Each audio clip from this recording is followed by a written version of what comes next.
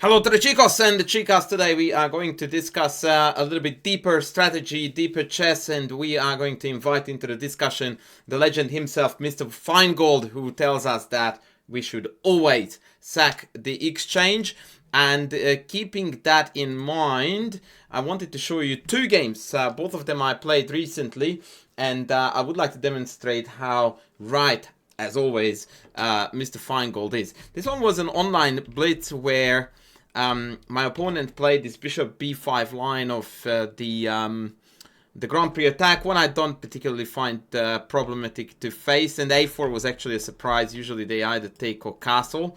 I played e6, they played d3, I played knight e7, and e5. Now this move caught me a bit off guard. I thought that I might have some problems with my d6 square, but I soon realized that this is actually, if anything, a positional mistake on account of castles, take, knight e4, and some sort of d5 is going to solve our problems, like d5, because white has to capture this, since if the knight goes anywhere, then I trap the bishop. And after capture knight f5, we are going to regain the d6 pawn, and black is already clearly better. I did it by first, oh no, actually, no, I inserted a6 here, bishop c4, and then played d5 with a tempo. Either or is fine. The first mistake I made, or inaccuracy, is that I didn't realize that this was not a game of checkers, and I didn't have to take d6 right away. I could have played b6, bishop b7, and take at leisure or at my own convenience, although one must take into account the possibility of this bishop popping up here. So yeah, I don't really regret the fact that I took it, but I didn't really think outside the box there. I took back, my opponent played b3, obviously suggesting bishop a3. And you might be thinking, here comes the exchange sack. Not yet. No, there is no reason for us here not to step out of the exchange. I did so by playing rook d8. The engine preferred some more prophylactic moves like queen c6, which also would have taken care of queen f3. That was slightly inaccurate. And yeah, queen f3 played. As you can see, some inaccuracies on either side. Bishop d7, obviously trying to activate my bishop on this incredibly delicious diagonal. And perhaps it's a good time to stop here for a second. At this point, and in fact ever since I played d5 in the opening, I felt that A, I had an upward trend, and B, that my position was significantly better. What made me evaluate this position, perhaps better to go to this, to discuss this, that my position was significantly better? Well, it was mostly coming down to the fact that white has no productive plan whatsoever. The general kingside attacking schemes have been completely taken away from white, partly because the bishop is on this diagonal instead of here trying to exchange the dark squared bishop. The f4 pawn, equally if not more importantly, got stopped in its tracks. It can never go to f5 to open up said diagonal and the f-file. And so there is no pawn break really in sight that white could realistically play for. And both bishops are a bit wonky, funky, not really doing an awful lot. Whereas my c6 bishop is quite a beast. Now, the issue at hand is that I didn't quite see what I was supposed to do in order to pull ahead. And this is also a typical problem when you are playing blitz, when you feel that you are ahead, but you don't quite have the time. You need to play on feel, and then things get missed. Like here, I looked at queen a5, and I absolutely dismissed it on account of bishop e7, which is of course the theme that I always tell my students never to do, which is to stop calculating when they in fact should begin calculation. Now, we could say that, well, it was blitz, or we could just say that, well, I didn't play this game. Well, either would be true. The point is that sacking the exchange here is an absolutely marvelous idea.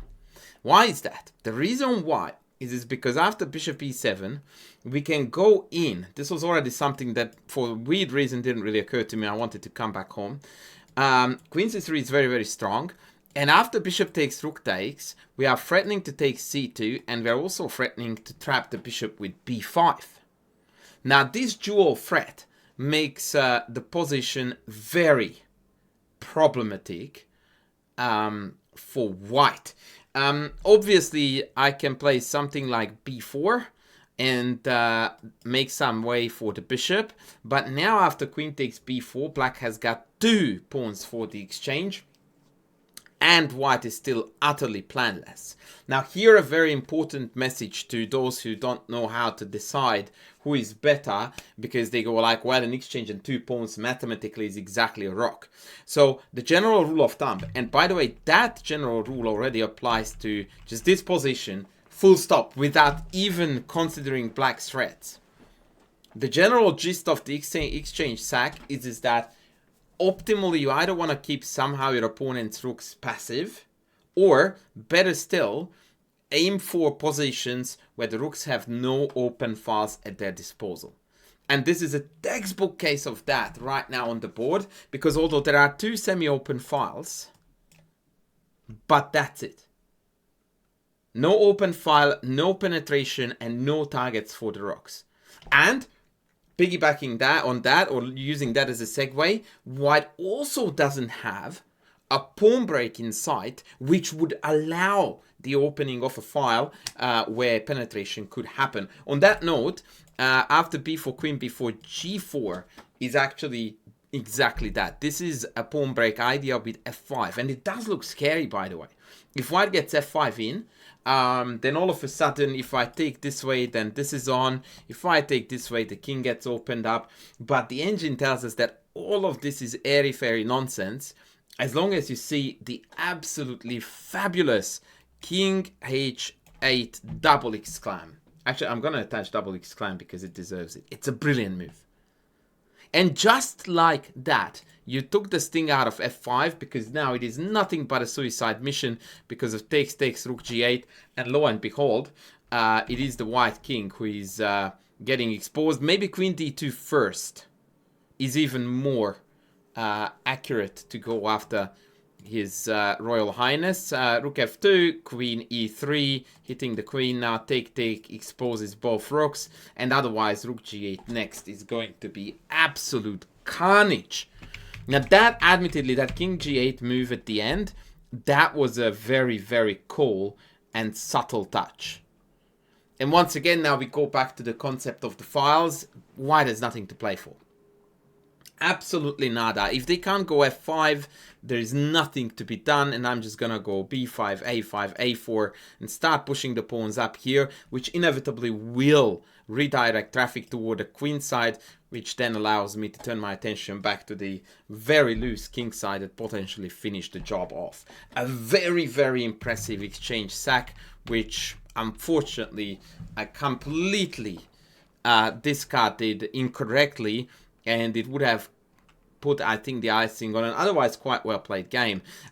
Instead, I didn't sack the exchange. I chose a very, very long-winded and altogether bad plan, which was, well, I wouldn't say it's altogether bad, but it shouldn't carry any weight if white knows what they're doing. I wanted to play f5 and then break with e5, which incredibly I did do. Like, I will just zip it up. Well, technically I didn't, but I was getting ready for it. So now I was planning to play f5 and then e5. So it's in the making, and it's a good plan if I'm allowed to carry it out, but I'm still, yeah, this is not it. This is not it. And then after mutual blunders, which I really don't want to embarrass myself with, I ended up winning the game, but that's perfectly irrelevant. Then, not more than 24 hours later, I came across a very cool Hungarian dude who supports me on stream, and I decided to play a few games against the viewers, and of course he challenged me to a game. Shout out to good friend Mate, and he already gave me a very hard time. Last time we played, I completely botched that game. He outplayed me beautifully, and I fluked the win. And here too, I fluked the win, but that's not what we are going to talk about.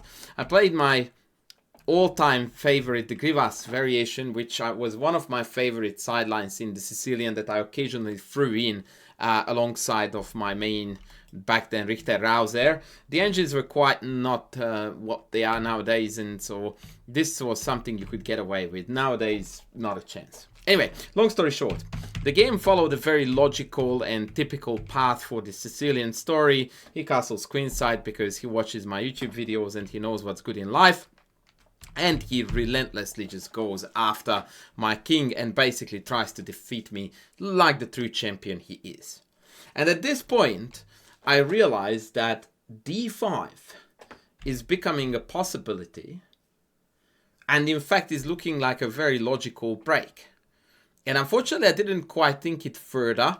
It was, once again, a blitz game. I was talking, yada, yada, yada. I'm finding excuses. So basically, I didn't think too deeply. But I said as much to the chat that I think I'm going to play d5.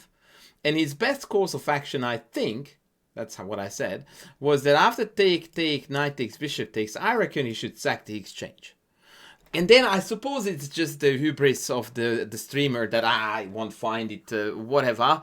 I will be fine. I didn't realize that I was virtually forcing the exchange sack, because after d5, ed, knight d, knight d, bishop d5, if the queen moves, I'm winning a piece. Now, what people do wrong, and I think this is probably one of the most instructive parts of this whole video, is that a lot of people would find with black d5, they would calculate ed, knight d, bishop d, with the double attack. They would conclude that white is better off to actually rather lose the exchange than the piece, and they would stop there, claiming that, and then I win because I'm up in exchange. Now, I'm not in this camp. I knew that the exchange sack was pretty promising, to say the least. I was rather just cocky, and like I said, I was just hoping that my opponent was not going to find it, which was very foolish, because from here on out, they are literally forced to do it because everything else loses by force. Now, to my, well, it's not even to my defense, well, to some degree, to my defense, after ED, if I had played knight b6, which would have indicated that I had a brain in this beautiful skull of mine, I actually would have been quite fine. Like, d5 wasn't that terrible. But here, after take, now, when I take back the exchange sack, is nowhere near as effective as it turned out to be during the game. And white needs to play super precise moves in order to stay ahead in the game. So this would have been quite interesting, but I failed to see any of it, and once again I was just super cocky. I played knight d5, and sure enough, he went like boomski baby on that note. Boomski. And there I was sitting going like, yeah, I told you guys this was gonna be awkward. And I like, actually, this is very awkward. I took back, and here he started to sort of drift a little bit. I still threw the game multiple times after this. But here the best move is apparently h6, provoking g6, then take d5, which more or less forces me to castle, and then queen d4, creating this mate threat, forcing f6, then takes here, then returns with check, and I am just getting absolutely wrecked. Like, it's +3. He instead went bishop a6, which I didn't think was good, because it gave me some hopes down that way. And now I also could get a castle out of trouble. As a matter of fact, now the position is level, but I prefer black, excuse me, because now I feel safe. He played g6, and this is where all hell broke loose. I played knight f6, the correct move. Almost always when you get this, the best course of action is to either take and push past, which I can't do here because of queen f3, queen d7. Rather queen d5, queen d7. So knight f6. He played bishop d4. And this was the point where I called out, right after I played my terrible move, that I just should have taken this and played h6. And I'm very convinced that I would have won this game. Well, in fact, I did win the game, but here I would have won it more deservingly than otherwise. Instead, I played the absolutely horrific bishop d6, trying to go after these types of shenanigans. And after gh, knight h, rook g2, things got hairy again. I took bishop e5, and then here in mutual horrific blunders, like I just hung mate in one here. Yes, shout out to Chess Coach. I ended up winning a completely undeserved game. I don't even know why I showed you the rest of the game, to be honest, because the essence was the exchange sack. So here, if white had played h6, g6, queen d5, I think there was a very, very strong chance that I would have lost the game. And once again, the message is that I was forcing them to do the right thing. That was utterly foolish. Utterly foolish of me. What's wrong with knight b6 here, by the way? Is king b1? And d5 now? Bishop d4, wow. Yeah, I'm getting absolutely ripped apart here. Yeah, I'm beginning to think that my pet peeve variation, the Grivas, is not really playable nowadays when everyone is engined up and I'm just +1 straight out of the opening. It's not healthy. Castles is the engine's favorite move, by the way. Just very cool. Very cool. Because now at least I can bring the rook across and threaten maybe a check on a2 or something. That's for another game. But yeah, don't forget, folks, that... Oh, actually, no. I will finish with a flourish. So, rook c8, move the queen, and sack the exchange. Because that's what this video is all about. Two really, really cool themes. I scored 2 points out of 2 games that I should have not scored at all. So I was very, very fortunate. But once again, the main point was the way how these exchanges were and could have been played and what kind of imbalances they bring about. Here it was more about the dynamic features. Actually, I would like to still talk about that a little bit. So unlike in the previous one, which was hugely positional, this is a lot more dynamic. It's simply that now the white pieces are flooding in and my pieces are incredibly inactive. And on top of that, my king is extremely insecure. Especially after the discussed h6 and then take on d5. Whereas the previous one, which I think is the harder one to evaluate and to commit to, is the one where it's positional pluses, no concrete lines where you could point out that black is clearly better. It's simply the feel that the rooks are useless and you have got just more momentum building the position up and take it from there. Anyway, folks, that's gonna be it for today. I hope you liked it. Please don't forget to sub, to like, to super thank me if you can, and to comment down below. And I'm gonna see you in the next video very soon. Cheers.